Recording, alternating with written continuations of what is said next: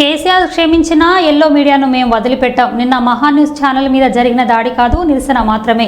ఇంకో 2-3 ఉన్నాయి, వాటి పని కూడా చేస్తాం. మా దాడి వేరే విధంగా ఉంటుంది. మిమ్మల్ని ఎవరు కాపాడలేరు. మీ బలుపు ఏంది, మీ అహంకారం ఏంది, ఎవరిని చూసుకొని ఈ బలుపు. కానీ దాడి మొదలు పెట్టాం అని మాత్రం అనుకోకండి. మా సహనం కూడా పరీక్ష అయిపోయింది. కొందరు ఇక్కడ మీడియా హౌస్ పేరిట వ్యక్తిత్వ హననం చేయడానికి స్లాటర్ హౌస్లను నడుపుతున్నారు. మేము మీడియా మా ఇష్టం వచ్చినట్లు రాస్తామంటే ఎవరు ఊరుకుంటారా? కేసీఆర్ ఆంధ్ర నుంచి తెలంగాణను విడదీశారనే కోపంతో ఈ దాడులు జరుగుతున్నాయి. సంవత్సర కాలంగా మీ చెంచగాలు ప్రభుత్వాన్ని పాలిస్తున్నారు. ఆ స్లటర్ల హౌస్లను వదిలిపెట్టమని మాజీ మంత్రి ఎమ్మెల్యే జగదీష్ రెడ్డి అన్నారు. మీడియా పేరు అడ్డం పెట్టుకొని స్లాటర్ హౌజులు నడుపుతున్నారు. స్లాటర్ హౌజులు నడుపుతున్నారు. ఇవి మీడియా హౌజులు కావు, స్లాటర్ హౌజులు. కొన్ని 2-3 స్లాటర్ హౌజులు ఉన్నాయి.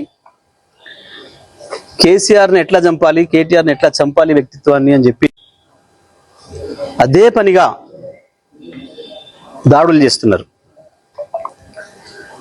నిజమే, మీ చేతుల్లో ఆయుధాలతో మీరు దాడి చేద్దామని అనుకుంటే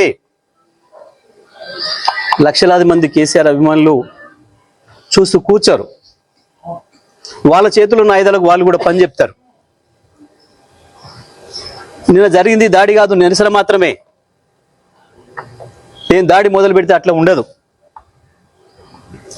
కానీ మొదలు పెట్టమని మాత్రం అనుకోకండిగా, మొదలు పెట్టమని అనుకోకండిగా.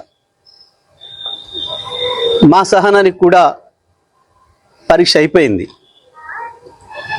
నోటికొచ్చిన పద్ధతుల్లో మీకు ఇష్టం వచ్చిన బూతులు మాట్లాడుతూ మేము మీడియా అని చెప్పి మేము రాస్తామని మాట్లాడితే ఎవడుకుంటాడురా, ఎందుకుంటాడురా? ఇప్పటికైనా నేను చెప్తున్నా, మహాన్యూస్ యాజమాన్యం వెంటనే కేసీఆర్కు కేటీఆర్కు క్షమాపణలు చెప్పాలి, చెంపలేసుకోవాలి. లేదంటే ఎవడిని వదిలిపెట్టాం.